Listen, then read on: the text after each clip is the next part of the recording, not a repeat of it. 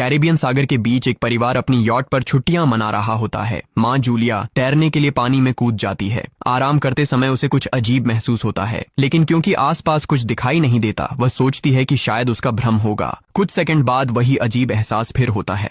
इस बार भी कुछ नजर नहीं आता, लेकिन अब वह घबरा जाती है और यॉट की तरफ तैरना शुरू करती है। तभी अचानक कोई उसकी टांग खींचने लगता है और वह मदद के लिए जोर जोर से चिल्लाने लगती है। उसकी बेटी कैसी हेडफोन लगाकर म्यूजिक सुन रही होती है, इसलिए उसे कुछ सुनाई नहीं देता। पति टॉम और बेटा बेन मछली पकड़ने में व्यस्त होते हैं। जूलिया पानी के ऊपर टिकने की कोशिश करती है, लेकिन मुंह में पानी जाने की वजह से चिल्लाना मुश्किल हो जाता है। थोड़ी देर बाद टॉम को एहसास होता है कि काफी देर से उसने जूलिया को नहीं देखा। वह यॉट पर उसे ढूंढता है और फिर अपनी पत्नी को खतरे में देख लेता है। वह बच्चों को बुलाता है, यॉट को उस तरफ ले जाता है और पानी में कूद जाता है। जल्दी से जूलिया तक पहुंचकर उसे संभालता है और यॉट की ओर तैरता है। बच्चे दोनों को ऊपर खींच लेते हैं। परिवार जूलिया को संभालता है, लेकिन जूलिया खुद को समझाती है कि शायद लहरों की वजह से ऐसा हुआ होगा। रात को सब मिलकर बेन का जन्मदिन मनाते हैं। कैसी को उसके बॉयफ्रेंड का कॉल आता है, तो वह लैपटॉप लेकर बाहर चली जाती है। वीडियो कॉल में उसका बॉयफ्रेंड दिखाता है कि शहर के ऊपर बड़े बड़े काले बादल छा गए हैं। कॉल ग्लिच होकर फ्रीज हो जाती है।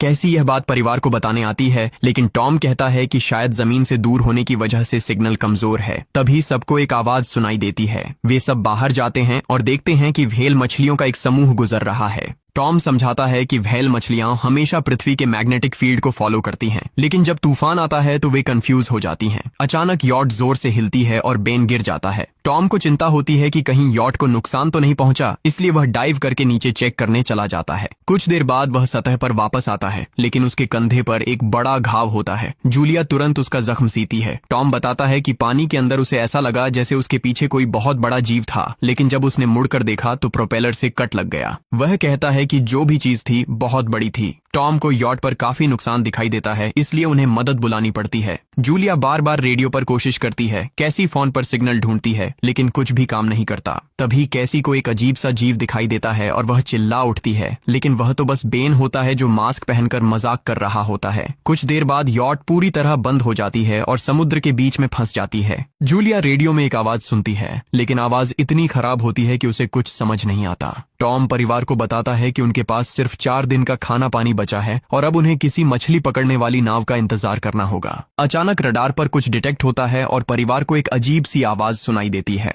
सब दौड़कर बाहर आते हैं और हैरानी से देखते हैं कि कई सारे उल्कापिंड जमीन पर गिर रहे हैं।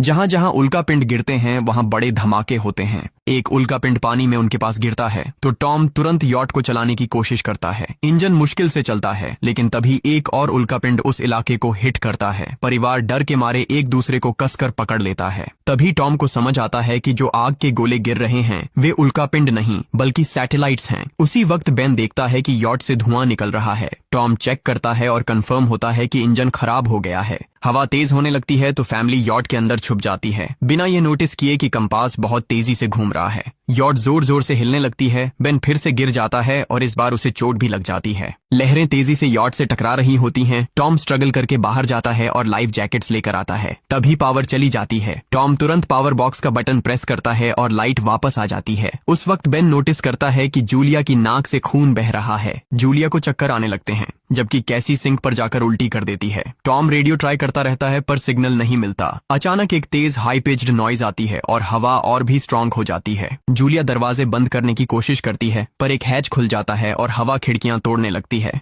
टॉम एक फ्लेयर जलाता है और थोड़ी देर बाद अंधेरा छा जाता है।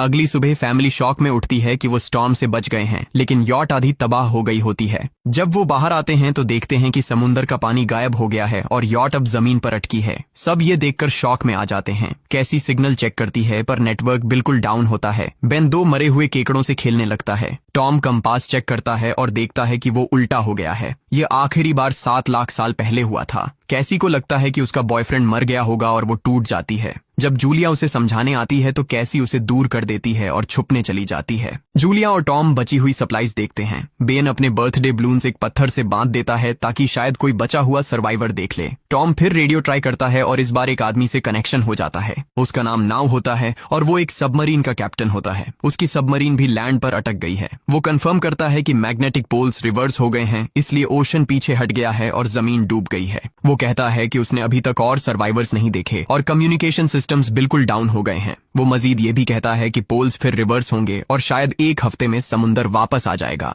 वो फैमिली को वार्न करता है कि जितना हो सके ऊंची जगह चढ़ जाओ, क्योंकि जब पानी वापस आएगा तो वो बहुत खतरनाक होगा। वो बोलता है उसका पार्टनर क्रैश में मारा गया और सबमरीन में बस 3 लोगों की ही जगह है। जूलिया और टॉम उससे कहते हैं कि प्लीज हमारे बच्चों को बचा लो। वो उन्हें अपने कोऑर्डिनेट्स दे देता है। टॉम कैलकुलेट करता है कि सबमरीन तक पहुंचने में 2-3 दिन लगेंगे। वो फैमिली से कहता है आज रात अच्छे से आराम कर लो, कल सुबह हम निकलेंगे। अगली सुबह फैमिली सामान पैक कर रही होती है, तभी टॉम को पास में कुछ हिलता हुआ दिखता है। वो एक लंगड़ा आदमी होता है जिसके हाथ में हारपून होती है और साथ में एक कुत्ता लगातार भौंक रहा होता है। टॉम उसके पास जाता है और उसे पानी की बोतल देता है, लेकिन वो आदमी कुछ ऐसी भाषा में बोलता है जो टॉम समझ नहीं पाता। पानी पीने के बाद वो अजनबी अचानक टॉम के सिर पर बोतल मारता है और चेहरे पर जोर का लात मार देता है। जूलिया डर के मारे भागती है, लेकिन तब तक देर हो चुकी होती है। वो आदमी टॉम के पेट में हारपून घुसा चुका होता है। टॉम कुछ पल तक तड़पता है और फिर वो उसकी गर्दन भी काट देता है। फिर वो आदमी जूलिया के पीछे भागता है और उस पर हारपून फेंकता है, जिससे उसके कंधे में चोट लग जाती है। जूलिया दर्द सहते हुए यॉट के अंदर भागती है और बच्चों को बोलती है कि छुप जाओ। वो दरवाजा लॉक कर देती है। कैसी और बेन सोफे के अंदर घुस जाते हैं। जूलिया उन्हें फ्लेयर गन पकड़ाती है और खुद एक चाकू लेकर बाथरूम में छुप जाती है। वो आदमी दरवाजे पर जोर जोर से धक्के मारता है और आखिर अंदर घुस ही जाता है। पहले वो थोड़ा खाना उठाता है और फिर यॉट में इधर उधर ढूंढने लगता है, फिर बाथरूम की तरफ जाता है, लेकिन जूलिया समझदारी से एक छोटे छेद से बाहर निकल जाती है। वो आदमी सोचता है कि जूलिया भाग गई, लेकिन जैसे ही वो धीरे से निकलने लगती है, उसका कुत्ता उसे देख लेता है और भौंकने लगता है। कुत्ता उस पर झपटता है तो जूलिया चाकू से उसे मार देती है। कुत्ते की चीख सुनकर वो आदमी बाहर आता है और अपने कुत्ते की लाश देखकर आग बबूला हो जाता है। इस बीच जूलिया यॉट के दूसरे साइड से अंदर जाने की कोशिश करती है। वो ऊपर चढ़कर टूटी हुई खिड़की से अंदर घुसने लगती है, लेकिन वो आदमी पहले ही वहां पहुंच जाता है। वो उसे पकड़कर जोर से मुक्का मारता है, जिससे वो नीचे गिर जाती है। जूलिया फर्नीचर पकड़कर बचने की कोशिश करती है, लेकिन वो आदमी उसे लात मारकर दूर फेंक देता है। फिर वो उसकी कलाई पर पैर रख देता है ताकि वो चाकू छोड़ दे, और फिर उसके बाल पकड़कर उसका चेहरा जमीन पर दे मारता है और सोफे पर फेंककर उसका गला दबाने लगता है। बच्चे ये सब कुछ देख रहे होते हैं। कैसी बाहर निकलकर फ्लेयर गन चलाती है जो सीधा उस आदमी को लगती है। वो जल उठता है और यॉट में आग फैलने लगती है। बच्चे तुरंत भाग जाते हैं, लेकिन जूलिया वापस आती है। वो उसे एक किक मारकर गिराती है, मैप और बैग उठाती है और वहां से भाग जाती है। बेन और कैसी अपने पापा के पास जाकर रोने लगते हैं। जूलिया भी उनके साथ बैठ जाती है और तीनों मिलकर आंसुओं के साथ टॉम को आखिरी अलविदा कहते हैं। तभी वो डरावना आदमी फिर यॉट से बाहर निकल आता है तो फैमिली फिर से भागने लगती है। कुछ ही देर में यॉट एक बड़े धमाके के साथ उड़ जाती है। थोड़ी दूर चलने के बाद वो लोग एक छोटे से झरने के पास रुकते हैं ताकि थोड़ा आराम कर सकें। कैसी सोचती है कि शायद वो पागल आदमी उनके पास गुब्बारे देखकर आया था। ये सुनकर बेन खुद को कसूरवार मानने लगता है। जूलिया उसे समझाती है कि इसमें उसकी कोई गलती नहीं थी और सबको आगे बढ़ने को कहती है, क्योंकि वो आदमी अभी भी उनके पीछे है। रास्ते में एक छोटे तालाब के पास बेन एक मरी हुई हैमरहेड शार्क देखकर हैरान रह जाता है। तभी जूलिया नोटिस करती है कि वो आदमी फिर उनके करीब पहुंचने वाला है। सब लोग दौड़ पड़ते हैं और एक रेत के टीले से नीचे गिर जाते हैं, जहां उन्हें जहरीला कचरा दिखाई देता है। फैमिली सावधानी से उसे पार करती है और लगता है कि उन्होंने उस आदमी से पीछा छुड़ा लिया है। चलते चलते उन्हें बड़े बड़े मरे हुए सी एनिमल्स और समुंदर के नीचे जमा हुआ सारा प्लास्टिक दिखने लगता है। बेन धीरे धीरे चलने लगता है तो जूलिया समझ जाती है कि वो डिहाइड्रेशन के करीब है। वो सबको रुकने को कहती है। जब वो पानी की बोतल देखती है तो उसे झटका लगता है। बोतल में पानी लगभग खत्म हो चुका होता है। कैसी को एहसास होता है कि शायद उसने बोतल ठीक से बंद नहीं की थी। जूलिया गुस्से में चिल्लाती है कि उसकी लापरवाही की वजह से पानी खत्म हो गया। कैसी जवाब देती है, क्या फर्क पड़ता है, वैसे भी हम बचने वाले नहीं हैं। दोनों के बीच लंबी बहस होती है, फिर भी फैमिली आगे चलती रहती है। कुछ देर बाद उन्हें एक क्रैश हुआ प्लेन मिलता है। अंदर कुछ हिलता डुलता देख सब डर जाते हैं, लेकिन वो सिर्फ कुछ पक्षी होते हैं। फैमिली तय करती है कि रात यहीं प्लेन के अंदर गुजारेंगे। वो थोड़ा सा स्नैक शेयर करते हैं और जूलिया को टॉम की जैकेट में एक फैमिली फोटो मिलती है, जिसे देखकर उसका दिल टूट जाता है। कैसी पूछती है, मॉम आप और डैड की लव स्टोरी क्या थी? जूलिया मुस्कुराकर बताती है, टॉम हॉस्पिटल में मेरा पेशेंट था। फिर एक दिन उसने फूल और एक प्यारी सी कविता देकर अपना प्यार जताया था। रात के बीच में कैसी प्लेन से बाहर जाती है। तभी वो डरावना आदमी उसे पीछे से पकड़ने की कोशिश करता है, लेकिन जूलिया अचानक पीछे से उस पर टूट पड़ती है और बार बार चाकू से वार करके उसे मार देती है। कैसी अपनी माँ को गले लगाकर शांत करती है। अगली सुबह उस आदमी की लाश पर कीड़े, गुंड पड़े होते हैं। फैमिली नोटिस करती है कि उसके शरीर पर कई काटने के निशान हैं, मतलब इस एरिया में कोई खतरनाक जीव छिपा हुआ है। जैसे ही वो लोग वहां से निकलते हैं, केकड़े उसके मुंह से बाहर निकल आते हैं। कुछ घंटों बाद जूलिया और कैसी मैप देख रही होती हैं, लेकिन बेन धीरे से आगे निकल जाता है। जूलिया चिल्लाती है, रुक जाओ, लेकिन बेन एक तालाब में झुककर पानी पीने लगता है। जूलिया तुरंत उसे खींचकर बाहर निकालती है और समझाती है कि अनजान पानी उसे बीमार कर सकता है। धूप बहुत तेज हो जाती है तो फैमिली अपने सिर कपड़ों से ढक लेती है। बेन को चक्कर आने लगते हैं। तभी उन्हें कुछ पुराने कुर्सियां मिलती हैं और जूलिया कैसी उनसे एक टेम्पररी शेल्टर बना लेती हैं। जूलिया बेन को इंजेक्शन लगाती है और तय करती है कि वो रात वहीं बिताएंगे। सुबह जूलिया एक अजीब सी आवाज सुनकर उठती है। बाहर जाकर देखती है तो क्रैब्स का एक बड़ा झुंड उनकी तरफ आ रहा होता है। वो तुरंत बच्चों को उठाती है और तीनों भागना शुरू कर देते हैं। भागते भागते उन्हें एक बड़ा कार्गो शिप दिखाई देता है। वहां 3 क्रू मेंबर्स जिंदा होते हैं। एक औरत उनकी मदद करना चाहती है, लेकिन बाकी 2 आदमी मना कर देते हैं और तीनों फैमिली को बाहर छोड़कर कंटेनर लॉक कर लेते हैं। क्रैब्स पास आ जाते हैं। जूलिया बच्चों को कंटेनर के ऊपर चढ़ाती है। खुद जब चढ़ने लगती है तो क्रैब्स उसके पैर को जोर से काट लेते हैं। बच्चे उसे खींचकर ऊपर चढ़ाते हैं, नहीं तो वो नीचे गिर जाती। कंटेनर के एक छेद से आधे क्रैब्स अंदर घुस जाते हैं। क्रू मेंबर्स फायरिंग शुरू करते हैं, लेकिन क्रैब्स उन पर हावी हो जाते हैं और दोनों को मार डालते हैं। आखिरी आदमी छत के होल तक पहुंचता है, लेकिन क्रैब्स उसे भी नीचे खींच लेते हैं और वो भी मर जाता है।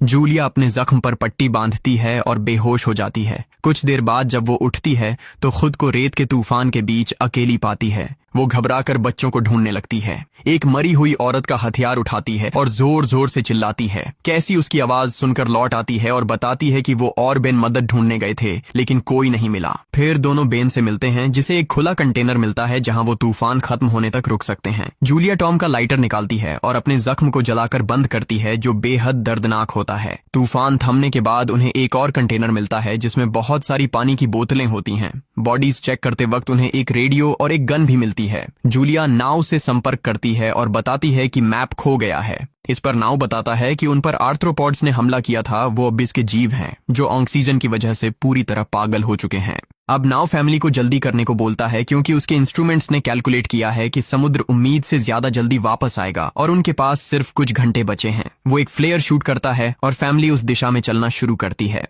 लंबी वॉक के बाद फैमिली को एक टूटा हुआ टॉयलेट मिलता है जिसमें बेन पेशाब करता है। अब वो लोग आखिरकार सबमरीन को पास ही देख लेते हैं, लेकिन वहां पहुंचने के लिए उन्हें एक बड़ा चट्टानी रास्ता पार करना होगा। जैसे ही वो रास्ते से गुजरते हैं, दीवारें हिलने लगती हैं और पत्थर गिरने लगते हैं, जिससे एक भयानक रॉक स्लाइड हो जाता है। जूलिया तुरंत अपने बच्चों को साइड में धक्का देती है और खुद भी पीछे हट जाती है ताकि कुचली न जाए। अब एक पत्थर की दीवार उनके बीच आ गई है। जूलिया बच्चों से कहती है कि वो बिना उसके आगे बढ़ जाए, लेकिन कैसी मना करती है और जोर देती है कि उसकी माँ को चढ़ने की कोशिश करनी चाहिए। बहुत बहस होती है और चिल्लाने के बाद जूलिया वादा करती है कि वो बाद में अपने बच्चों को ढूंढ लेगी। मजबूर होकर कैसी अपने भाई को खींचकर आगे ले जाती है। बच्चे चट्टानी रास्ता चढ़कर सबमरीन की तरफ भागते हैं, लेकिन वहां पहुंचकर देखते हैं कि नाव बाहर खून में लथपथ पड़ा है। वो समझाता है कि उसके लिए सब खत्म हो गया है और अब बच्चे सबमरीन ले सकते हैं। ये सोचकर कि एक एक्स्ट्रा जगह होगी, कैसी वापस अपनी माँ को ढूंढने भागती है। तभी जूलिया केकड़ों को आता देखती है और वो फायरिंग शुरू कर देती है। कुछ केकड़ों को वो मार देती है, लेकिन झुंड बहुत बड़ा होता है और सबसे लड़ना मुश्किल हो जाता है।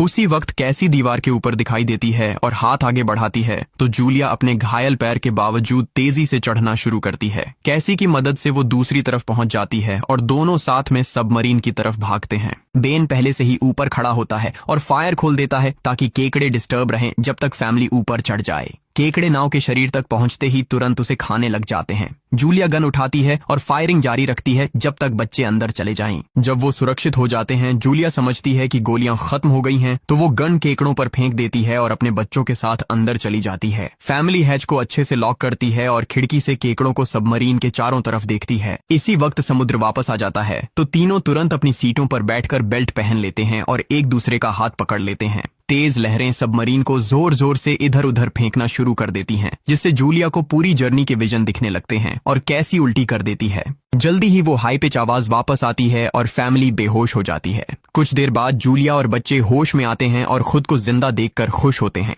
वो हैच अनलॉक करके बाहर निकलते हैं और देखते हैं कि लहरों ने सबमरीन को एक तबाह शहर में गिरा दिया है। यानी अब जिंदा रहने और नया जीवन शुरू करने की उम्मीद है। और यहीं पर फिल्म खत्म होती है। चैनल को सब्सक्राइब करना न भूलें और बेल आइकन जरूर दबाएं ताकि आपको ऐसे ही मजेदार वीडियो मिलते रहें। देखने के लिए धन्यवाद।